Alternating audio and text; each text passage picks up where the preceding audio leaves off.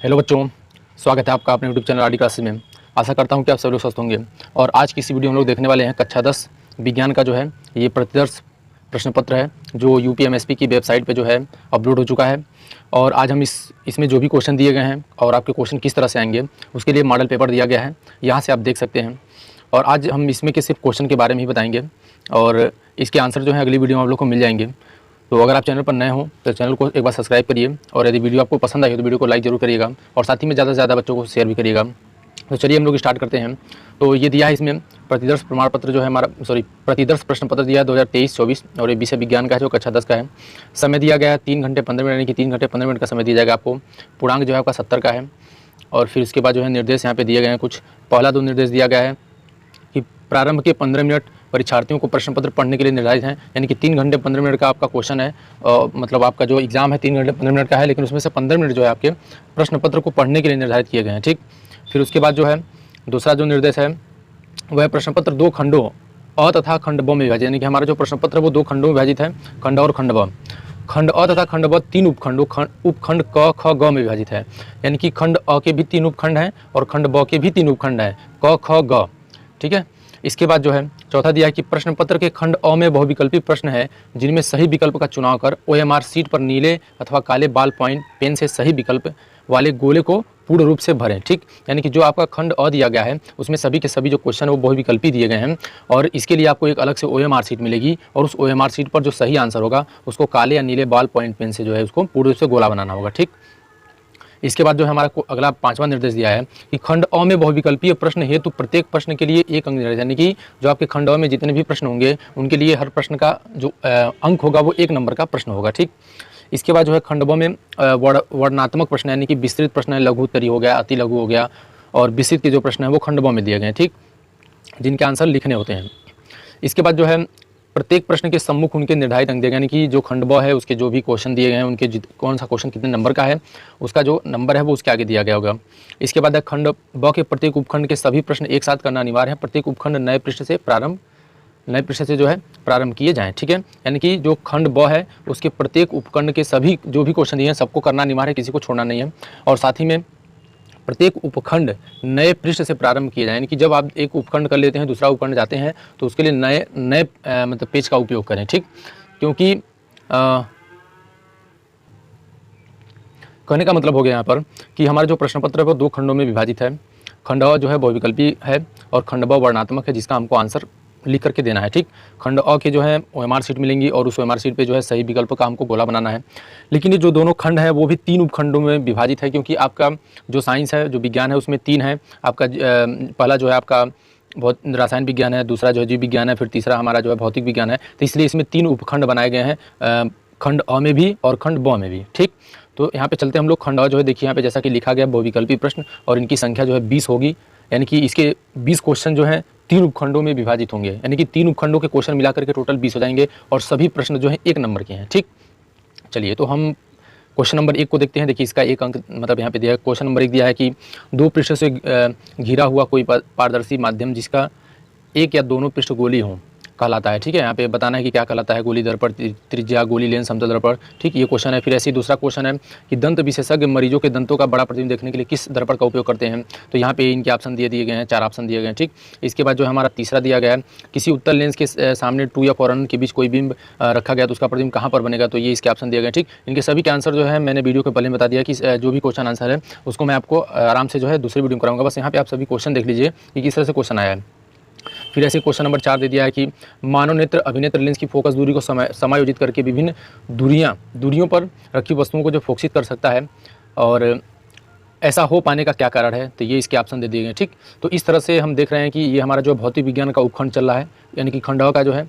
और इसमें भौतिक विज्ञान में कुछ 7 क्वेश्चन यहाँ पे देखिए 7वां क्वेश्चन है जो आपके भौतिक विज्ञान से है। ठीक, यानी कि हमारा जो खंड अ था उसमें उपखंड जो क था उसमें कुल 7 क्वेश्चन है और उपखंड क में जो भौतिक विज्ञान से दिया गया था। ठीक, इसके बाद जो हमारा उपखंड ख है तो यहाँ पे देख पा रहे हैं कि ये मतलब ये रसायन विज्ञान से स्टार्ट होता है उपखंड ख। और यहाँ पे दिया है कि बेंजीन का जो संरचनात्मक सूत्र है ये यहाँ पे दिए गए हैं और जो भी ऑप्शन है इस पर सही का निशान लगाएंगे। फिर इसी तरह से क्वेश्चन नंबर 9 दिया है कि निम्नलिखित में से समजातीय श्रेणी है। ठीक, तो ऐसे ही हमारा जो है हम यहाँ पे देख रहे हैं कि क्वेश्चन नंबर 13 तक जो है हमारा क्वेश्चन नंबर 13 तक हमारा खंड अ का दूसरा उपखंड चला है उपखंड ख। ठीक, यानी कि 6 क्वेश्चन जो है हमारे केमिस्ट्री से आए हैं, जो ये केमिस्ट्री था। फिर इसके बाद हमारा जो अगला उपखंड स्टार्ट होता है उपखंड ग है, और उपखंड ग जो जीव विज्ञान से है, ठीक है, बायो से है।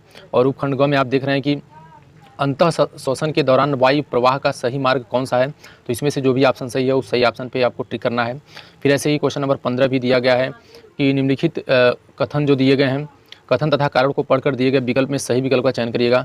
तो यहाँ पे देखिए उसका कथन और कारण यहाँ पे दिया गया है, तो मतलब क्वेश्चन का जो लेवल है वो यहाँ पर दिखाया गया है कि किस तरह के लेवल का क्वेश्चन यहाँ पे पूछेगा। ठीक, तो यहाँ पे जो ये हमारा क्वेश्चन नंबर देखिए 20 है, ये जो है वो विकल्पी का लास्ट क्वेश्चन है।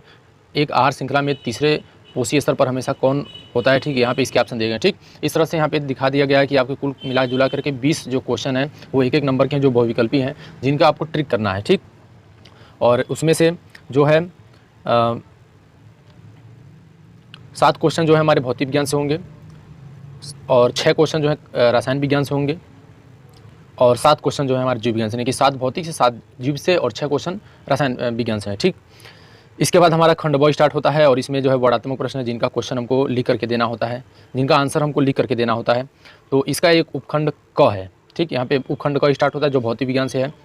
यहाँ पे हमारा क्वेश्चन नंबर 1 दिया है कि दृष्टि दोष किसे कहते हैं, कितने प्रकार के होते हैं। ये देखिए 2 + 2 यानी कि 2 नंबर जो है दृष्टि दोष किसे कहते हैं, और 2 नंबर इनके प्रकार बताएं, 4 नंबर का है।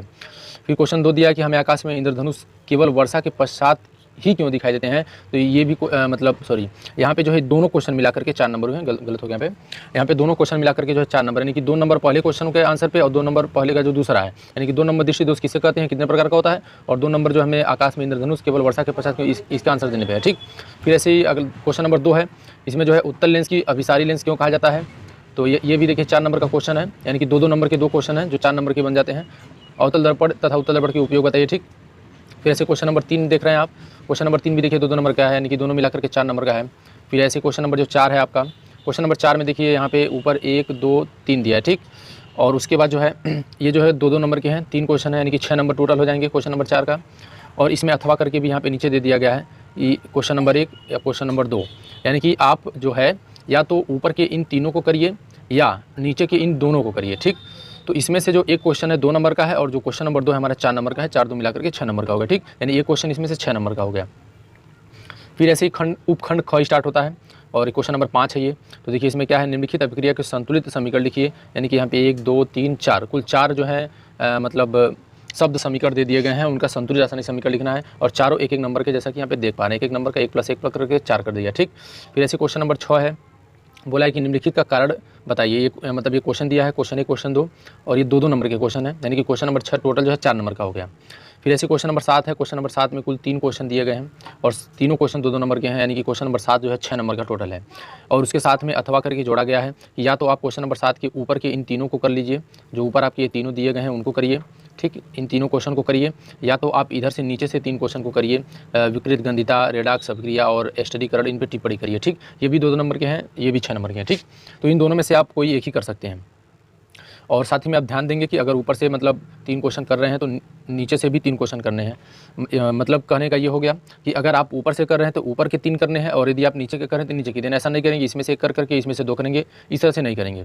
ठीक, फिर इसके बाद जो है हमारा उपखंड अगला जो जीव विज्ञान का है उपखंड ग स्टार्ट होता है, और इसमें पहला क्वेश्चन है कि जैव निम्नकरणीय गैर जैव निम्नकरणीय पदार्थों के बीच अंतर और इनके उदाहरण। ये भी देखिए 4 नंबर का है, 2 नंबर का है, यानी कि 2 नंबर के हैं। क्वेश्चन नंबर 8 जो है वो इसमें क्योंकि 2 क्वेश्चन एक ही में कर दिया, देखिए यहाँ पे लिखा है कि जैव निम्नकरणीय और गैर जैव निम्नकरणीय पदार्थों के बीच अंतर बताना है, और इनके उदाहरण भी देना है। ठीक, तो यानी कि 2 नंबर अंतर बताने पे और साथ में इनके उदाहरण देंगे, 2 नंबर के 4 नंबर का हो गया। फिर ऐसे ही क्वेश्चन नंबर 9 दिया, निम्नलिखित चित्र में अंतःस्रावी ग्रंथि को नामांकित कीजिए, यानी कि इसमें से कुछ ग्रंथियों के लिए जो है यहाँ पे ABCD करके लिखा गया है, तो उनके नाम लिखना है जो अंतःस्रावी ग्रंथियाँ हैं, कि कौन सी ग्रंथि यहाँ पे है, कौन सी ग्रंथि यहाँ पे है, कौन सी ग्रंथि, तो इनके नाम बताना है। फिर ऐसे ही क्वेश्चन नंबर 10 दिया है कि निम्नलिखित गद्यांश को पढ़ के प्रश्नों को दें, यानी कि ये जो आपका कुछ गद्यांश दिया गया है और यहाँ से जो है उसको पढ़ना है अच्छे तरीके से, और फिर उसके बाद जो है इनका हमको यहाँ क्वेश्चन 1 दिया है, क्वेश्चन 2 दिया है, इनका आंसर देना। देखिए 4 नंबर का ये क्वेश्चन है। ठीक, फिर ऐसे ही क्वेश्चन नंबर 11 है जो आपका लास्ट, यानी कि कुल टोटल 11 क्वेश्चन है। क्वेश्चन 11 में बोला है कि मानव आहार नाल का आरेख बनाइए उसमें निम्नलिखित भागों को नामांकित कीजिए। मुख, ग्रसिका, आमाशय तथा छोटिया। ठीक, यानी कि ये 6 नंबर का क्वेश्चन है, तो 4 नंबर जो है आपको बनाने के लिए मिलेगा, क्योंकि यहाँ पे दिया है मानव आहार नाल का जो आरेख बनाना है, तो 4 नंबर इसमें मिलेगा।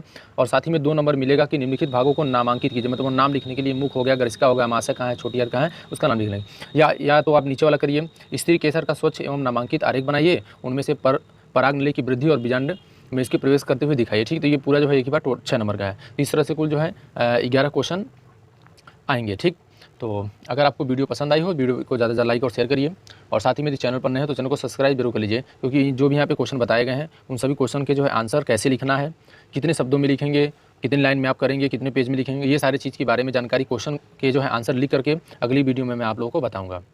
वीडियो को देखने के लिए आपको बहुत बहुत धन्यवाद।